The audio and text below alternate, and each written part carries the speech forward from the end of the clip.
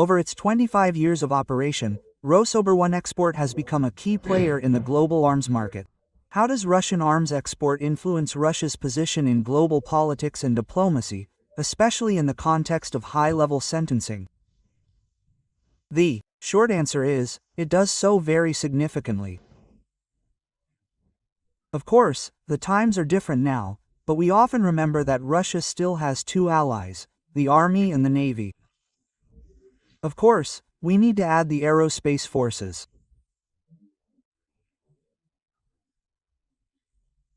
But if we look at the situation from a geopolitical perspective, the struggle for influence on global processes, ensuring that these processes are fair and do not allow any single individual to dictate what other countries should do, then Rosoboronexport is also Russia's ally in this work, in the work to democratize international relations.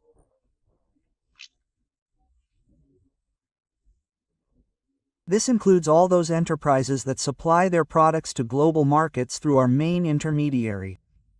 There is no doubt about that. And the fact is that countries that are now freeing themselves from the neocolonial dependence of their former metropolises, having formally gained independence and declared decolonization, many still remain economically dependent on the West, on their former masters. And those who are now throwing off the neocolonial yoke are, of course, primarily concerned with securing their states, their peoples, and ensuring adequate defense capability. And the assistance we provide through military technical cooperation, military technical assistance to such states, is, of course, enormously important for the development of their fully independent statehood. So our position in the world depends largely on military technical cooperation, including on the effectiveness of Rosoboronexport specialists. This is understandable, because it is our main supplier to global markets. Manufacturers of our military products trust it. It has proven that it can do this quickly, on time, and provide servicing for the equipment it supplies. So, the Ministry of Foreign Affairs, and Rosoboronexport have very close, long-standing ties, and I don't think we've ever let each other down. We certainly haven't. Military technical cooperation is often viewed not only as an economic but also a political tool. How do you assess the role of military technical cooperation in building strategic relationships with Russia's key partners? As one of the fundamental ones, we just touched on this topic in the previous question.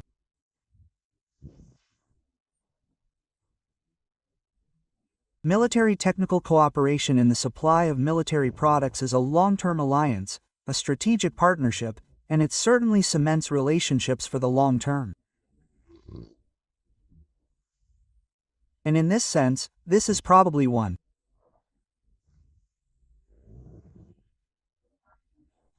of the main areas we are promoting in our work with our allies.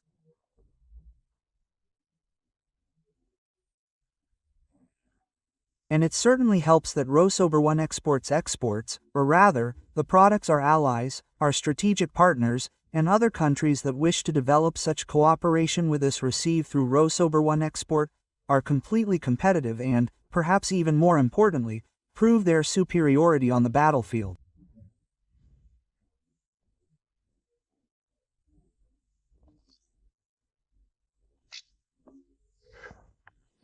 I recall how, after we were forced to send a unit of our armed forces, our aerospace forces, to the Syrian Arab Republic to prevent the catastrophe that had befallen that country in the form of the so-called Islamic State.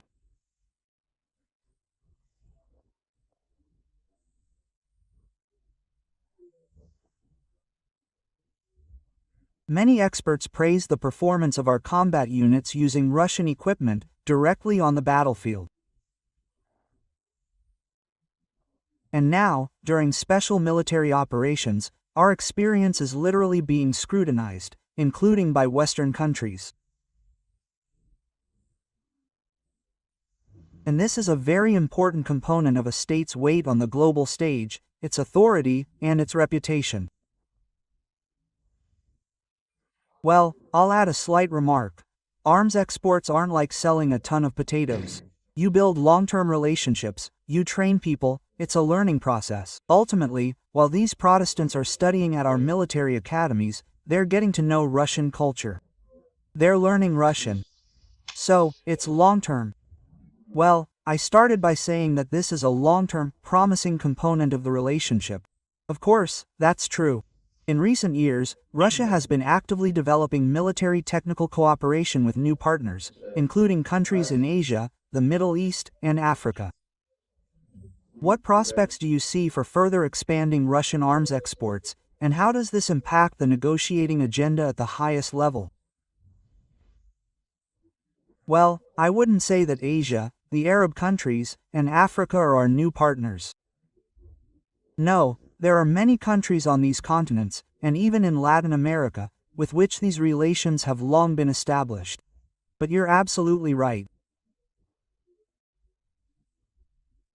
There are also those who, until recently, criticized Western manufacturers, but are increasingly convinced, observing what's happening in the world, how various conflicts unfold in which various weapons are used, that our weapons are superior.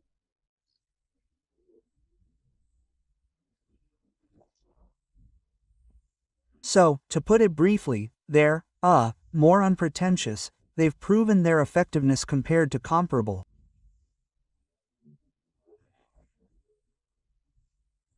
Western weapons and systems. And, of course, they're cheaper. Cheaper in a good way, because now, Trump, having become president, is ushering in a lot of interesting developments in the military-industrial complex, in the Pentagon's military procurement. And a similar story happened during his first term.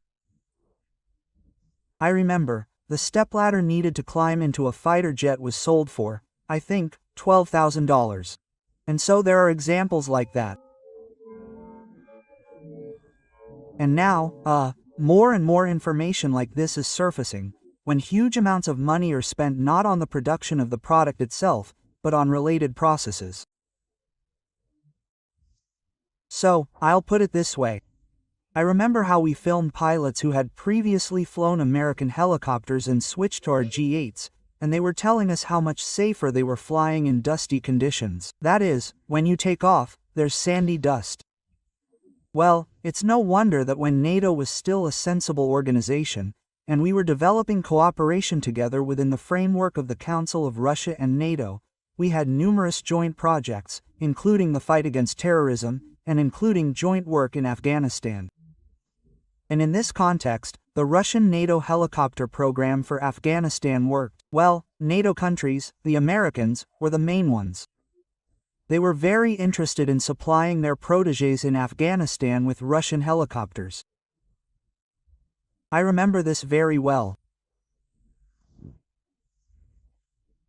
And when NATO decided to take a stand, they had a hard time when they abandoned Russian helicopters. So yes, I totally agree with that.